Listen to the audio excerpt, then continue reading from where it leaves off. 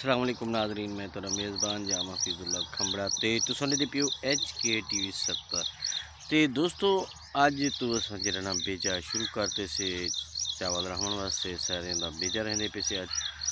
तो पता है कि हर मोड़ ते अस तो वीडियो दिखेंदे रहंदे से कि बेजा रहावना किवें है किवें किवें उनको शुरुआत किवें है उनकी मतलब उनकी आपां किवें केयर करनी है यक्का ये चीज़ां अज भी तो दिखे शुरुआत है पहला जड़ है अज असा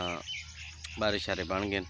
तो भा ले खड़े से तो मैं तो लिखना पाया कि भा किमें लविंदी है किमें सिस्टम होंगे ये चीज़ अज की वीडियो तो वीडियो स्किप करना करे सो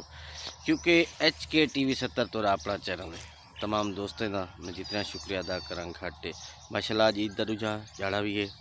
तो मैं तमाम दोस्तों को ईद की भी ढेर ढेर मुबारकबाद दे आओ नाजरीन हम वीडियो शुरू करने से दोस्तों ये देख सकते हो तुसा पलाल भी है तो पलाल नाल भी साड़ी से जरा कुछ बच के एक हूँ भा ला रहे सूँ। ये देखो कितनी भा लगी पी है ये कितनी लगनी है ये देख सकते हो कि मैं तकरीबन 3 एकड़ सारे रावने तो हूँ वास्ते इतना बेजा तैयार की खड़ा। तो दोस्तों भा लावन का एक फायदा जरा आप थींदे ना वो ये थींदे कि तले जितना घाह होंगे जड़े बूटियां होंगे वो ख़त्म थी वजन। ठीक है वो हर शय ख़त्म थी वैसे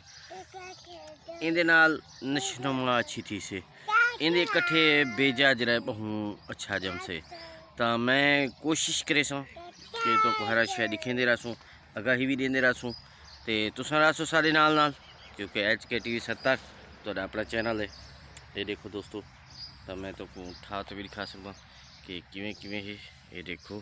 बिल्कुल प्योर देख सकते नाजरीन।